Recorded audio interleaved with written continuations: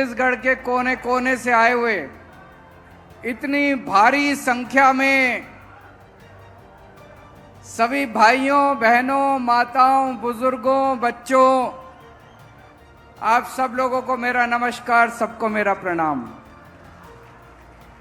मैं देख रहा हूं पीछे तक, जहां तक नजर जा रही है लोग ही लोग हैं, पीछे भी इधर भी इतनी भारी संख्या में, इतनी धूप में कई कई घंटों का सफर तय करके आज आप लोग इतनी भारी संख्या में आए हैं। मैं आप लोगों का तहे दिल से बहुत बहुत शुक्रिया अदा करना चाहता हूं। दोस्तों, मैं सोच रहा था अभी बैठा बैठा, सन 2000 में छत्तीसगढ़ बना, मध्य प्रदेश से अलग हुआ। लोगों को बड़ी उम्मीद थी, छत्तीसगढ़ के लोगों को बड़ी उम्मीद थी कि अब हमारे छत्तीसगढ़ का विकास होगा। भगवान ने छत्तीसगढ़ को देने में कोई कसर नहीं छोड़ी। भगवान ने छप्पर फाड़ के दिया छत्तीसगढ़ को। क्या नहीं है छत्तीसगढ़ में? जंगल हैं, खेती है, हर तरह की चीज पैदा करते हैं छत्तीसगढ़ के लोग। माइनिंग है, लोहा है, कोयला है, हर किस्म की माइन है। दोस्तों, भगवान ने सब कुछ दिया, एक कमी छोड़ दी भगवान ने, ईमानदार नेता नहीं दिए छत्तीसगढ़ वालों को, ईमानदार पार्टियां नहीं दी छत्तीसगढ़ वालों को। इतना कुछ था, इतना कुछ था, इतना लोहा, इतने कोयला, इतना खदाने, इतने जंगल, वन, इतनी नदियां। भाई साहब, 20 साल के अंदर तो एक एक आदमी अमीर बन जाता, एक एक परिवार अमीर बन जाता छत्तीसगढ़। गांव गांव में स्कूल खुल सकते थे, गांव गांव में अस्पताल खुल सकते थे, चारों तरफ खुशहाली आ सकती थी। अगर आपके नेता ईमानदार होते, आपकी पार्टियां ईमानदार होती, अगर उन्होंने आपके लिए 20 साल काम किया होता, आज आम आदमी पार्टी की सभा में एक भी आदमी नहीं आता। लोगों को लगता अगर आप लोग खुश होते बीजेपी से, अगर आप लोग खुश होते कांग्रेस से, तो आम आदमी पार्टी की क्या जरूरत थी? आज दिल्ली के अंदर, पंजाब के अंदर आम आदमी पार्टी से लोग इतने खुश हैं, इतने खुश हैं। बीजेपी की रैली में एक भी आदमी नहीं आता दिल्ली के अंदर, कांग्रेस की रैली में एक भी आदमी नहीं आता, सब आम आदमी पार्टी से खुश। आज आप लोग आए हो क्योंकि आप बीजेपी से नाराज हो, आप लोग आए हो क्योंकि आप कांग्रेस से नाराज हो। आज चारों तरफ देश के अंदर चर्चा करो छत्तीसगढ़ की, तो केवल भ्रष्टाचार के नाम से जाना जाता है छत्तीसगढ़। खदानों का घोटाला हो गया, लोहे का घोटाला हो गया, ट्रांसपोर्ट का घोटाला हो गया, फलाना घोटाला हो गया। बीजेपी को मौका मिला, बीजेपी वालों ने लूट लिया, कांग्रेस को मौका मिला, कांग्रेस वालों ने लूट लिया। पहले दिल्ली का भी यही हाल था।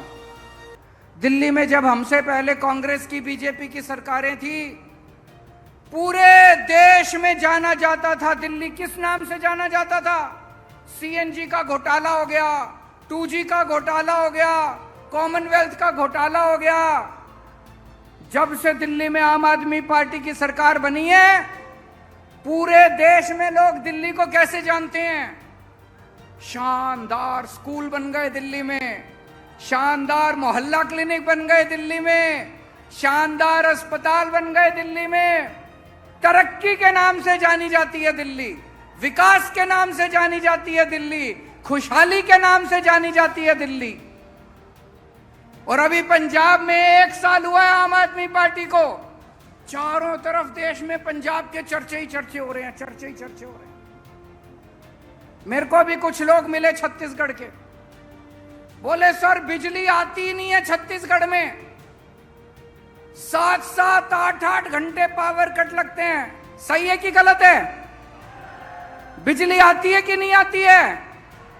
पावर कट लगते हैं कि नहीं लगते? दिल्ली में 24 घंटे बिजली आती है। पंजाब में भी पहले 7-7, 8-8 घंटे के पावर कट लगते थे।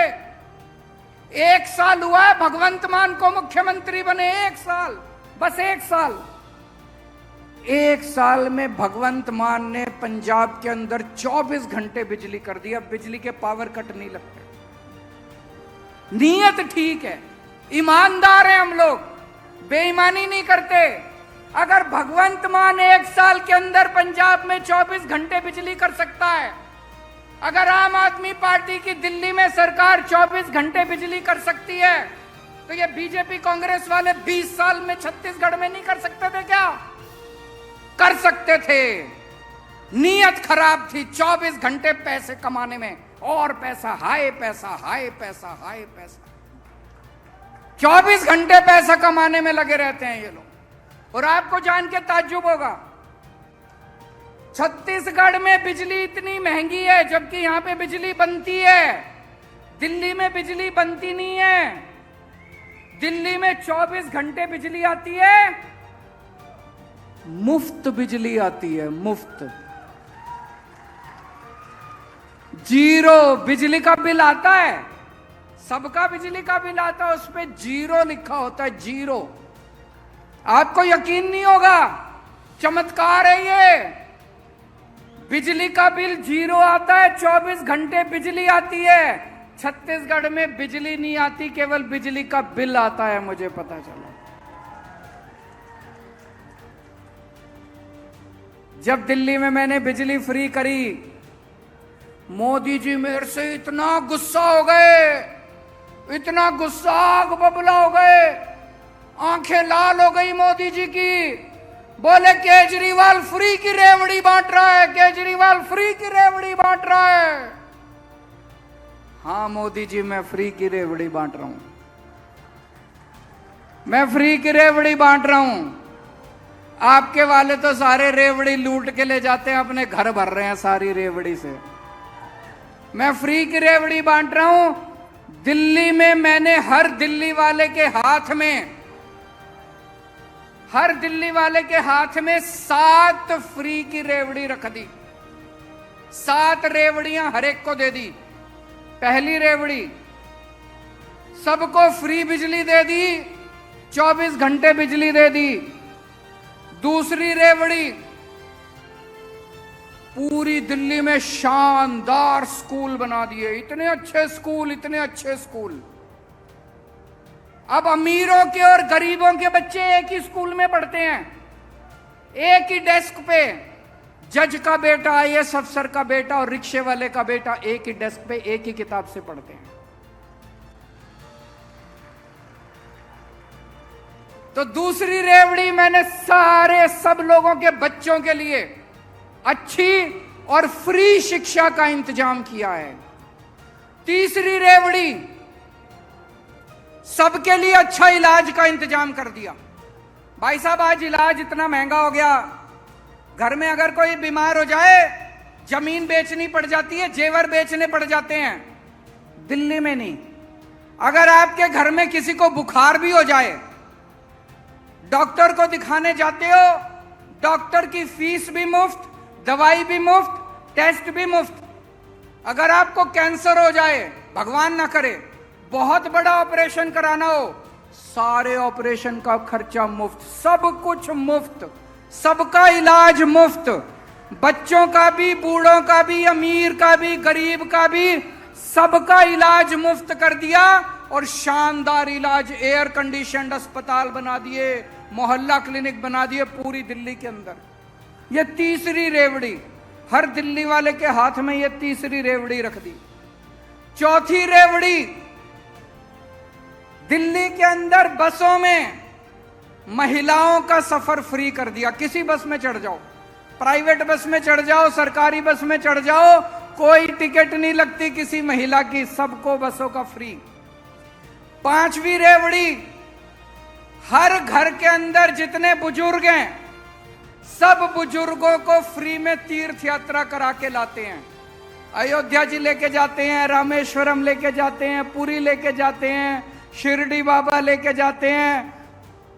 हर परिवार के बुजुर्गों को फ्री तीर्थ यात्रा कराते हैं। और छठी रेवड़ी, जितने बेरोजगार बच्चे थे सबके लिए रोजगार का इंतजाम कर रहा हूं। 12 लाख बच्चों को रोजगार दिला दिए। पंजाब में भगवंत मान ने 30,000 बच्चों को सरकारी नौकरी दे दी और अभी 3 लाख बच्चों को और नौकरी देने का इंतजाम कर रखा है भगवंत मान ने। ये 6 फ्री की रेवड़ी हमने हर एक के हाथ पे रख दी। बताओ होनी चाहिए कि नहीं होनी चाहिए?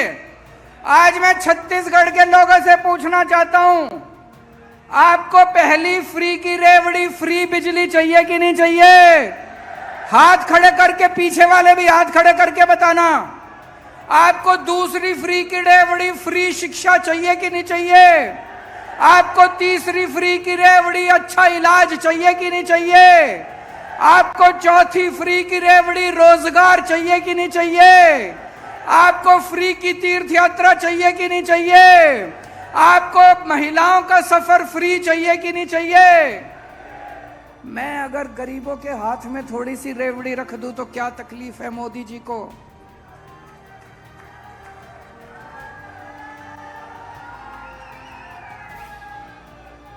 आज चारों तरफ इतनी महंगाई कर रखी है मोदी जी ने, इतनी महंगाई है कि नहीं है?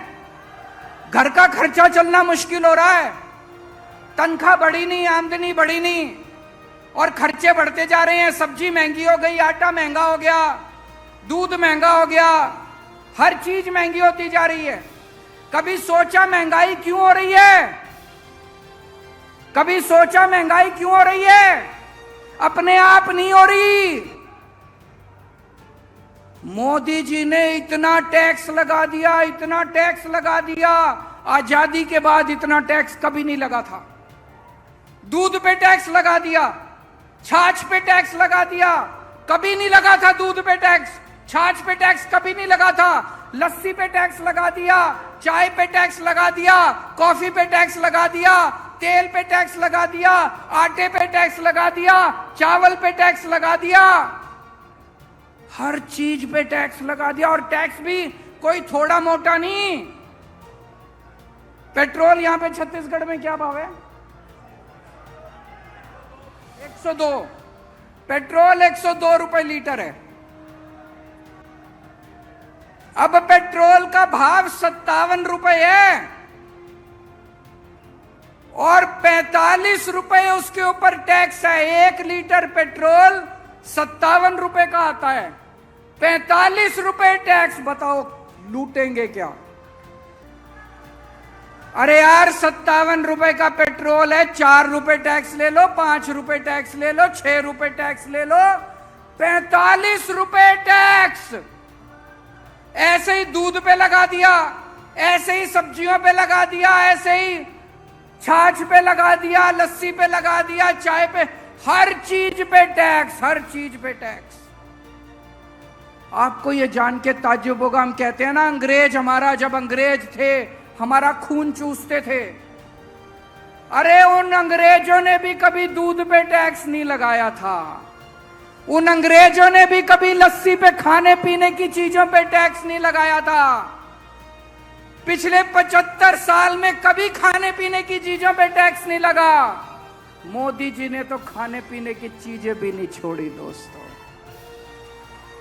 इतना टैक्स, इतना टैक्स, इतना, इसलिए महंगाई हो रही है। महंगाई अपने आप नहीं हो रही है, ये दाल महंगी हो रही है, खाने पीने की। ये सारा पैसा जा कहां रहा है?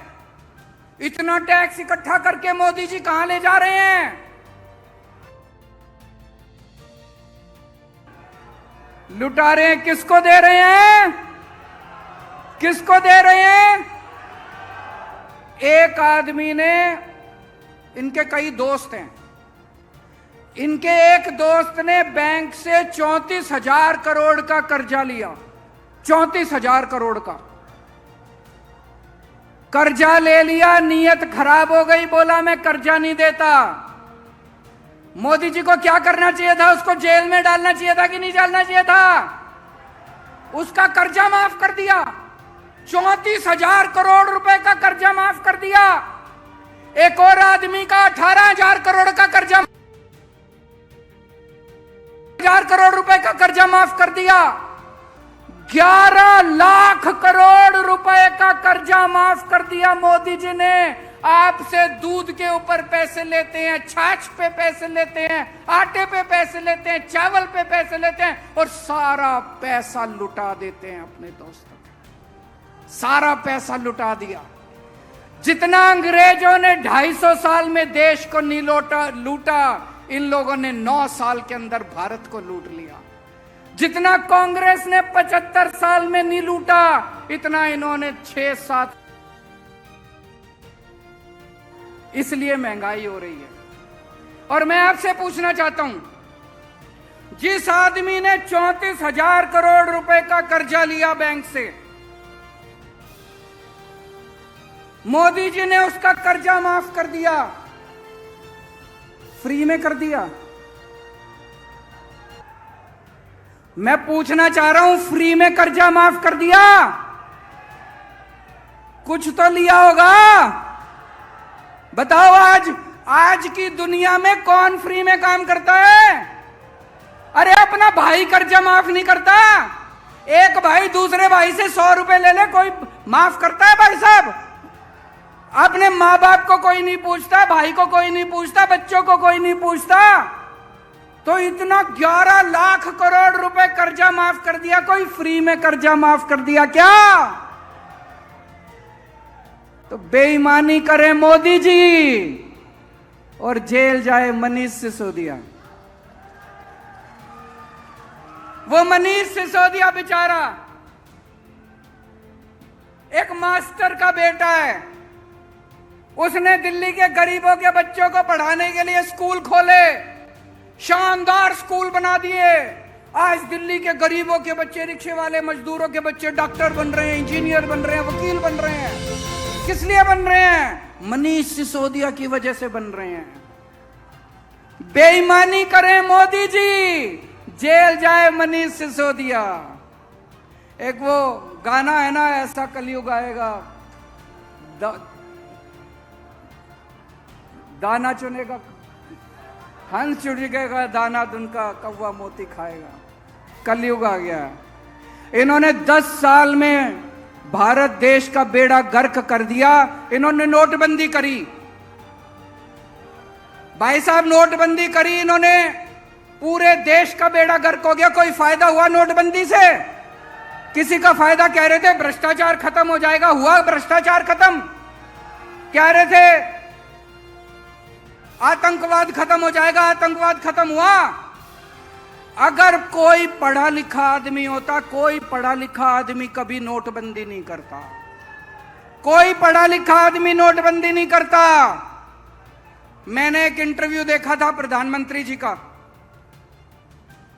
इंटरव्यू करने वाले ने से पूछा प्रधानमंत्री जी से, प्रधानमंत्री जी आप कितने पढ़े लिखे हो? बोले मैं गांव के स्कूल गया हूं, बस कॉलेज नहीं गया। उनका भाषण सुना, भाषण में वो कह रहे केवल गांव के कॉलेज नहीं गया। दोस्तों, मैं आज पूछना चाहता हूं आप लोगों से, भारत एक महान देश है। भारत का प्रधानमंत्री पढ़ा लिखा होना चाहिए कि नहीं होना चाहिए? क्या एक अनपढ़ आदमी भारत की अगुवाई कर सकता है? भारत को पढ़ा लिखा प्रधानमंत्री चाहिए कि नहीं चाहिए? मैं आपको एक कहानी सुनाता हूं। मैं आपको एक कहानी सुनाता हूं। कहानी का शीर्षक है, किस किस ने सुनी हुई है? चौथी पास राजा। ये कैसे, ये कहानी ये दिखाती है कि कैसे अगर किसी देश में कोई अनपढ़ राजा आ जाए तो वो देश का बेड़ा गर्क कर देता है। ये एक महान देश की कहानी है। ये एक ऐसे राजा की कहानी है जो राजा भ्रष्टाचारी था, अनपढ़ था, अहंकारी था और उसने कैसे उस महान देश का बेड़ा गर्क कर दिया। एक महान देश था, बहुत महान देश, बहुत पुराना देश। उस देश के एक गांव में, एक गरीब परिवार में एक छोटे बच्चे ने जन्म लिया। परिवार बहुत गरीब था। तो जैसे गांव में होता है, जब बच्चा जन्म लेता है तो ज्योतिषी आता है, गांव का पंडित आता है, उसकी कुंडली बनाता है। तो पंडित ने उसकी कुंडली बनाई। कुंडली बना के, कुंडली देख के पंडित बोला, माई तेरा बेटा बड़ा हो के बहुत बड़ा सम्राट बनेगा। माई को समझ नहीं आया, मैं तो इतनी गरीब हूं, मेरा बेटा सम्राट कैसे बनेगा। बेटा बड़ा होने लगा धीरे धीरे। उसे गांव के स्कूल में भर्ती करा दिया। बेटे का पढ़ाई लिखाई में मन लगता नहीं था, बड़ी मुश्किल से उसने चौथी पास करी। उसके बाद उसका स्कूल से नाम कटवा दिया। घर का खर्चा नहीं चलता था। गांव के पास एक रेलवे स्टेशन था। वो बच्चा उस रेलवे स्टेशन पे जाके चाय बेचने लगा, घर का खर्चा चलाने के लिए। वो बच्चा बचपन से ही भाषण बड़े अच्छे देता था, लंबी लंबी फेंकता था, कुछ भी बोल देता था। गांव के लड़कों को इकट्ठा कर लेता और लंबे लंबे भाषण देना चालू करता, लंबी लंबी फेंकनी चालू करता। धीरे धीरे करते करते लड़का बड़ा हुआ और जैसा पंडित ने कहा था, कुंडली में लिखा था, लड़का उस महान देश का राजा बन गया। अब राजा तो बन गया, आता जाता कुछ था नहीं उसको, अनपढ़ आदमी था, कुछ पता नहीं था। अफसर आते थे, अंग्रेजी में बोलते थे, किसी भी फाइल पे साइन करा के ले जाते थे। राजा को शर्म आती थी पूछने में, उसे लगता था मेरी बेइज्जती होगी। जो मर्जी फाइल पे साइन करा के ले जाते थे उससे, जो मर्जी फाइल पे। धीरे धीरे पूरे देश में फैल गया कि राजा अनपढ़ है। राजा को बड़ा शर्म आने लगी। एक दिन राजा ने कहीं से एक फर्जी डिग्री का इंतजाम कर लिया। एक एमए की फर्जी डिग्री का इंतजाम कर लिया। राजा ने बोला मैं एमए हूं। जनता ने खूब मजाक उड़ाया। जनता बोली झूठ बोल रहा है, सबको पता है अनपढ़ है। राजा को कपड़ों का बड़ा शौक था। एक दिन में 4-4 बार कपड़े बदलता था, 4-4 बार कपड़े बदलता था। एक दिन कुछ लोग आए राजा के पास, बोले महाराज, इस पृथ्वी पे आपके जैसा इंसान पैदा नहीं हुआ, भगवान ने आपको स्पेशली बना के भेजा है। आप नोटबंदी कर दो और देखो देश से भ्रष्टाचार खत्म हो जाएगा, आतंकवाद खत्म हो जाएगा। राजा बेवकूफ था, समझ तो थी नहीं। उसने देश में नोटबंदी कर दी भाई साहब। एक दिन 8 बजे रात को टीवी पे आया और उसने नोटबंदी कर दी। पूरे देश में हाहाकार मच गया। लंबी लंबी लाइनें बैंकों के सामने, लंबी लंबी लाइनें लग गई। कई लोग मर गए, लोगों के धंधे चौपट हो गए, दुकानें बंद हो गई, इंडस्ट्री बंद हो गई। वो महान देश 20 साल पीछे चला गया भाई साहब, 20 साल पीछे चला गया। एक दिन उस देश में महामारी आई, लोग मरने लगे, ऑक्सीजन की कमी हो गई, चारों तरफ हाहाकार मचा हुआ था। एक कोई पंडित आया राजा के पास, बोला सब लोगों से थाली और चम्मच बजवाओ, महामारी खत्म हो जाएगी। राजा ने पूरे देश में चम्मच और थाली बजवा दी, कोई महामारी खत्म नहीं हुई भाई साहब। कई लोगों की मौत हो गई, कई लोगों की मौत हो गई। राजा के कई दोस्त थे, उन दोस्तों ने खुलेआम गुंडागर्दी चालू कर दी। उन दोस्तों ने बैंकों को लूटना चालू कर दिया, उन दोस्तों ने इधर उधर लड़कियों को छेड़ना चालू कर दिया। एक बार हद हो गई जब उस राजा के एक दोस्त ने उस देश की अंतर्राष्ट्रीय खिलाड़ियों को छेड़ दिया, कुश्ती की पहलवान खिलाड़ियों को। चारों तरफ हाहाकार, चारों तरफ बलात्कार, लूटमार, इतनी महंगाई हो गई, इतनी महंगाई। और राजा एक नंबर का भ्रष्ट था, सब चीजों में पैसे लेता था, सब चीजों में पैसे। ऊपर आसमान में सारे देवताओं ने देखा पृथ्वी पे महापाप हो गया, चारों तरफ हाहाकार मचा हुआ है। सारे देवताओं ने मिलके मीटिंग करी और सारे मिलके शिवजी महाराज के पास गए। बोले, हे महाराज कुछ करो, पृथ्वी के ऊपर महापाप हो गया, हाहाकार मचा हुआ है। ऊपर से शिवजी महाराज ने आकाशवाणी करी। 140 करोड़ लोग उस महान देश के, सबको शिवजी ने ललकारा और बोला, तुम एक महान देश के लोग हो, सब लोग उठो, सब लोग जागो और इस अहंकारी, भ्रष्ट और अनपढ़ राजा को उखाड़ के फेंक दो। और अगले चुनाव के अंदर उस अनपढ़ राजा को जनता ने उखाड़ के फेंक दिया दोस्तों। उसके बाद उस देश ने दिन दूनी रात चौगनी तरक्की करनी चालू कर दी। और मैंने सुना है वो राजा वापस उसी स्टेशन पे जाके आजकल चाय बेचता है। दोस्तों, दिल्ली वालों ने बीजेपी और कांग्रेस को हरा के आम आदमी पार्टी का साथ दिया। पंजाब वालों ने बीजेपी, कांग्रेस और अकाली दल को हरा के आम आदमी पार्टी का साथ दिया। आज छत्तीसगढ़ के लोगों को मैं कहना चाहता हूं, एक मौका दे के देख लो, एक मौका। आप बीजेपी को भी भूल जाओगे, कांग्रेस को भी भूल जाओगे और हमेशा के लिए आम आदमी पार्टी के साथ रहोगे। भारत माता की।